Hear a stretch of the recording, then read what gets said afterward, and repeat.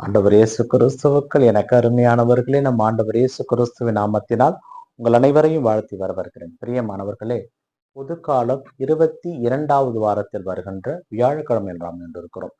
இன்றைய வாசக பகிர்வு சிந்தனைக்காக நமக்கு கொடுக்கப்பட்டிருப்பது முதல் வாசகமாக புனித பவுல் கொலோசிய நகர் வாழ் மக்களுக்கு எழுதிய திருமுகத்திலிருந்தும் நற்செய்தி வாசமாக லூக்கா நற்செய்தியிலிருந்தும் நமக்கு செய்தி கொடுக்கப்பட்டிருக்கிறது.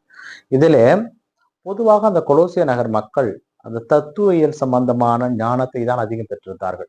அதனால் கடவுளை பற்றி பேசுவது கிடையாது. அதனால் அந்த இறைவாழ் மக்களுக்கு புனித பவுல் சொல்லுகிறார், நீங்கள் கடவுளுடைய ஞானத்தையும் தூய ஆவியானவருடைய அறிவையும் நிரம்ப பெற வேண்டும் என்று உங்களுக்கு நாங்கள் ஜெபிக்கிறோம். ஏனென்றால் அந்த தூய ஆவியானவருடைய அறிவும் ஞானத்தையும் நீங்கள் பெற்றுக்கொள்கின்ற பொழுது அந்த கடவுளுடைய அன்பிலே நீங்கள் நிலைத்து நிற்க முடியும். அந்த கடவுளை மற்றவர்களுக்கு அறிவிக்க முடியும். ஏனென்றால் அந்த கடவுள் கேட்போருக்கு கொடுக்கின்ற கடவுள், அவருடைய குரலுக்கு நீங்கள் செவி கொடுக்கின்ற மக்களாக வாழுங்கள் என்ற அழைப்பை கொடுக்கிறார். இந்த நற்செய்தி வாசகம் ஏறத்தாழ அந்த கருத்தான் சொல்கிறது. கனசரத்து ஏரிக்கரையிலே இயேசு மக்களுக்கு கற்பிக்கிறார். அங்கே இருந்த படகுகளிலே ஏறி அந்த படகை ஆழத்திற்கு கொண்டு போக சொல்லுகிறார்.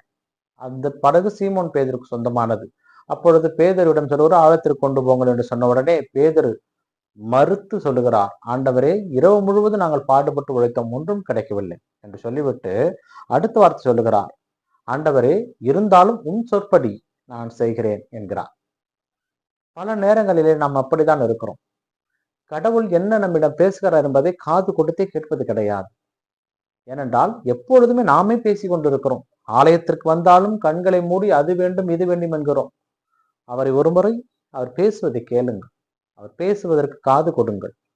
அது ஆண்டவரிடம் மட்டுமல்ல, உங்களை சார்ந்தவர்களுக்காகவும் உங்களுக்கு தேவையானவர்களுடைய வார்த்தைகளுக்கும் செவி கொடுங்கள். குழந்தைகளிடம் கூட செவி கொடுங்கள்.